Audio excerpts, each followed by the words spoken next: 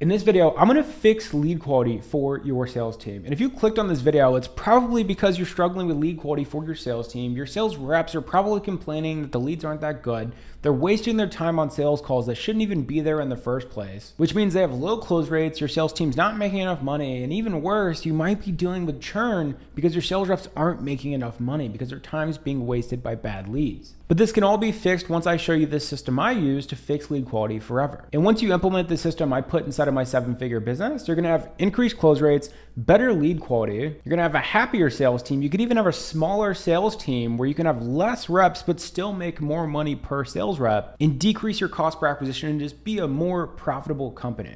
And might I add, you can actually attract way better sales talent because the earning potential is so much higher. The system I'm talking about here is what's called an application grading system. You can basically take the form that they fill out prior to booking a sales call to be able to score leads from 1 to 4.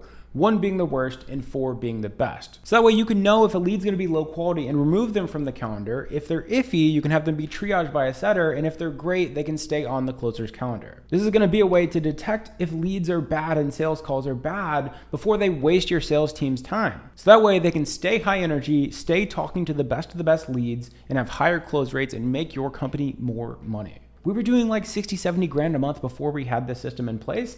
And then we pushed to 150 grand a month after getting this installed. The rest of this video is gonna be me showing you exactly what our system looked like, how to get it set up so you can make more money. No more fluff, let's hop onto Loom. 3 things we're gonna cover here. Number 1, how to make a great form, because if your form doesn't give you enough data to actually know if a sales call is gonna be good or not, then you don't have a very efficient application grading system.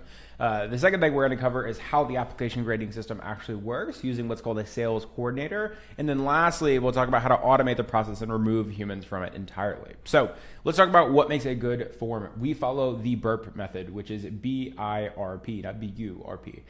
B stands for budget, I stands for intent, which is how excited or unexcited are they to hop on the sales call and ultimately buy. R is are they the right person? And then P is pain and desire. These are the questions we're gonna ask. We're gonna be getting one of those 4 things. So context, last business was called Closing Bible. We were training and placing salespeople into remote high ticket sales roles. So we didn't work with anyone who didn't have sales experience. So our first question was, do you have sales experience? If that answer was no, we would automatically not let them ever hit the calendar. This is the form that they fill out before they hit the booking calendar, right? So I'm gonna click yes for the sake of this video. Now we're going into how long have you been in sales? Right?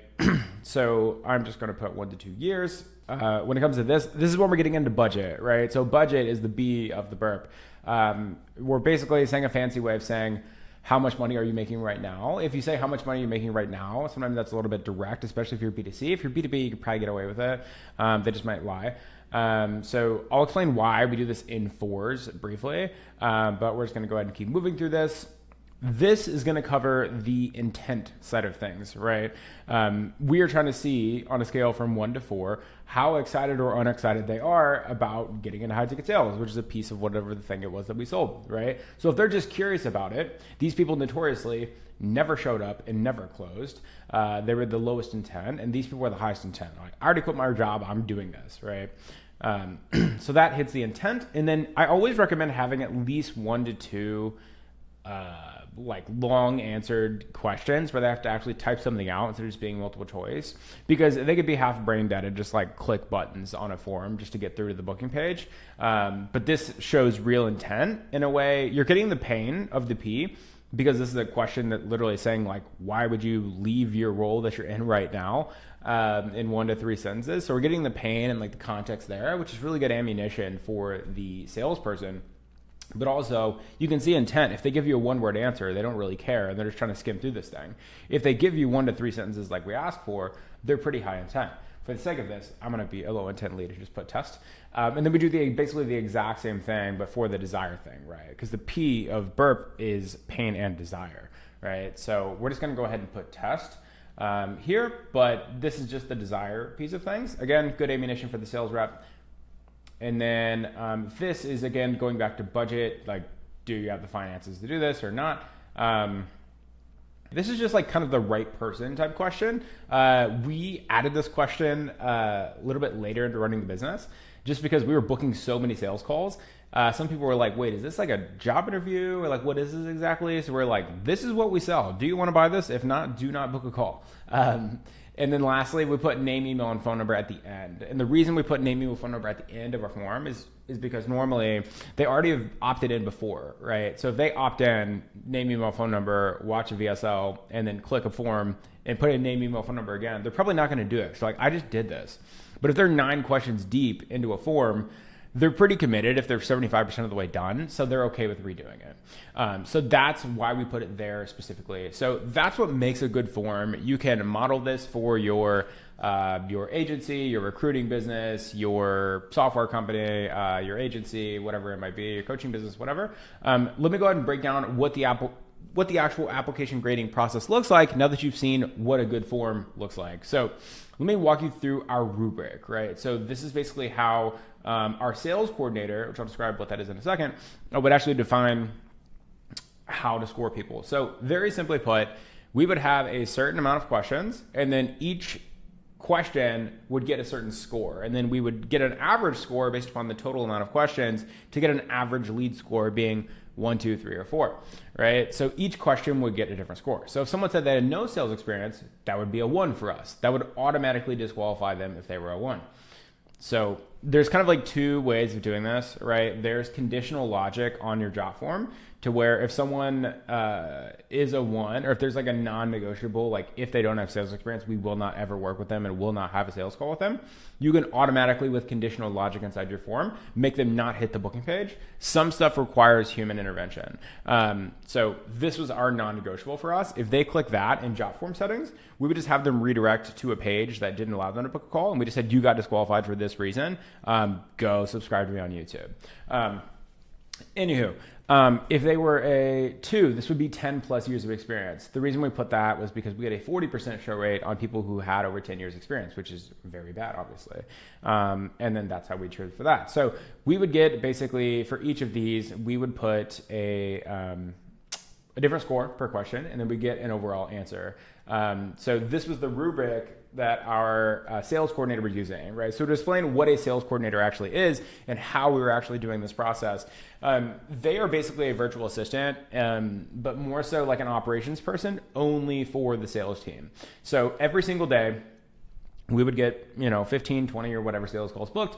And then at the end of the day, what they would do is they would go into a Slack channel with all of the forms from all of the calls that were booked, and then they would grade them, right? So they would take the rubric, and then they would go Samantha, and they would put 4, 3, 3, 3, 4, and then they would get an average score. So they would basically add these 5 numbers, divide them by 5, and get the score of 3.4. If they're a 3, they're marked as good. And what we do with 3s is we basically don't really touch them.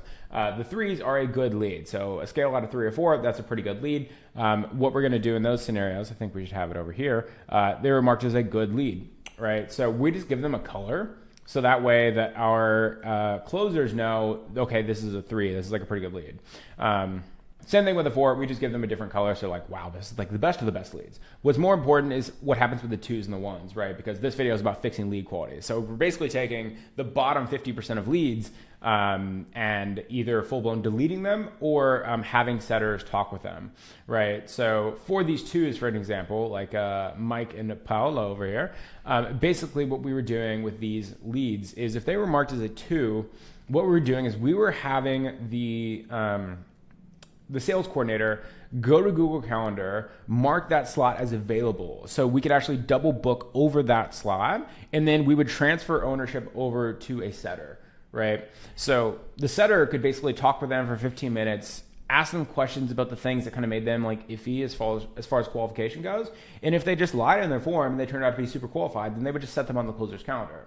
And if they talked to them and they weren't qualified, then obviously we would just, not let them talk to our closers and not waste our closers' time.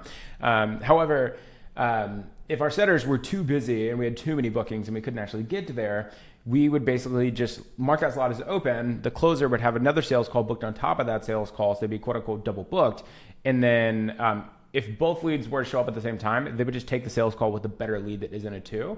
And if the better lead didn't show up, and then the worst lead showed up, then they'd still take that sales call with the 2, right? So that's how we navigated 2s. 2s had their own colors. And then if they were 1, if they were like, they said, I'm just curious on how the world of high ticket sales works or whatever, they just had an overall average score of 1 based on low intent, not meeting our qualifications. They said they didn't have the funds to do it. They're giving like 1 word, misspelled answers. We were deleting those calls and then sending an email. So that's what the sales coordinator was doing, was putting a little Slack emoji of 1, 2, 3, or 4 on each of these leads, and then going about doing all of that stuff, and then changing the color of the actual calendar, right? So immediately, just by taking out the 1s, literally the bottom 25% of your leads are taken off calendar.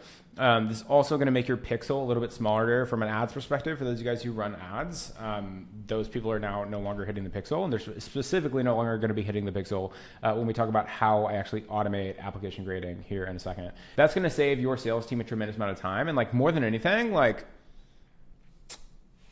it's such an energy role being a closer, and you can just get drained by talking to really shitty leads like half of your day, that when you actually get a good lead, you're almost banking on the fact that they're not a good lead, and it kind of just messes up your mojo. So it's going to keep your sales team way higher energy by implementing this system. So for the people who love automation and automating things, let me break down how we're going to do this via ChatGPT. And very briefly, just one more thing here, because you guys might be wondering, like, how in the world did you know that certain answers were giving you certain like show rates, right?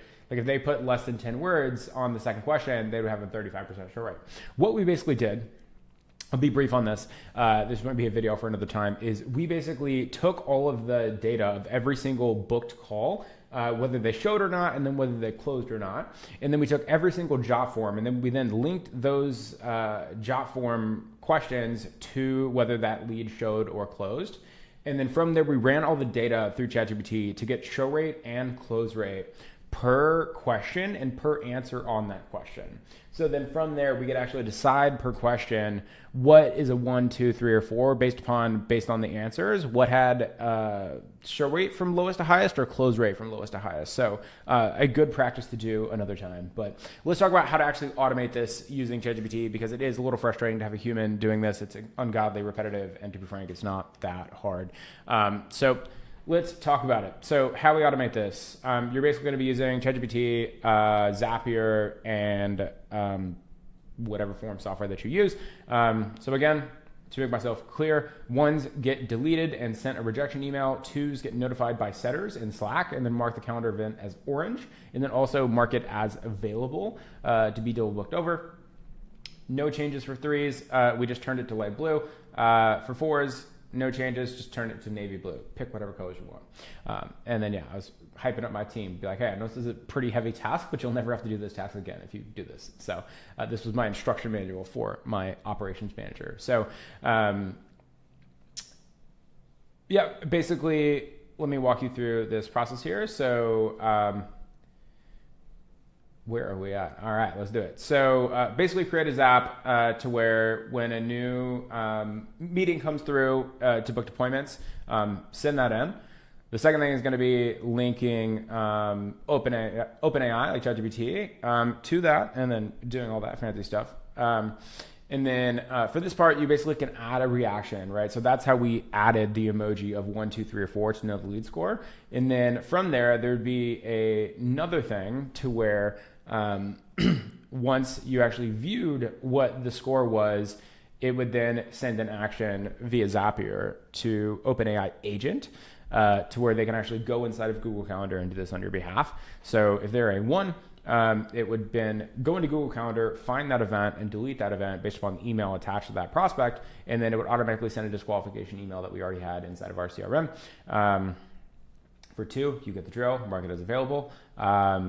And then that was basically the process that we laid out. So that is how you have a great form using the BERT method, how the application grading works using a sales coordinator. You can go to onlinejobs.ph, get them for $3 to $5 an hour, about $800 to $1,200 a month, full time from the Philippines. And then how, if you want to automate this as you're booking, like if you're booking like 5 to 10 sales calls a day, you can do it. It's not that hard.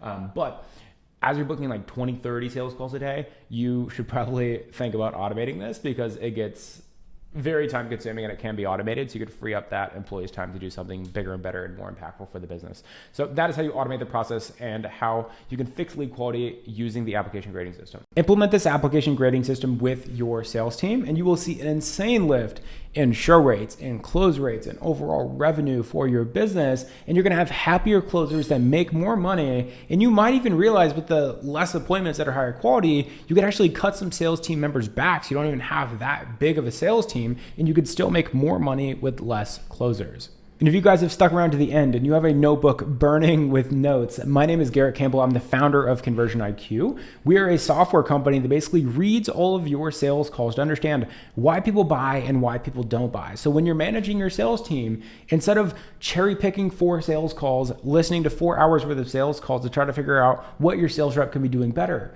we can pinpoint the top objection that each sales rep is struggling with, pinpoint every single sales call where that happened and the exact quote and timestamp of that actually occurring, so you can reduce the amount of time that you're spending doing call review to make more money and understand how to actually coach your sales reps to do better and know what to cover in your sales team meetings that are the highest impact. We can also tell marketing what they need to improve to bring the right people onto the sales calls by showing them from sales call data the top objections, the top pain points, the top aspirations, and the top buying reasons from your prospects. If you guys got value from this video, go ahead and subscribe to this channel and then click the link below and check out Conversion IQ. I would love you to start using the software.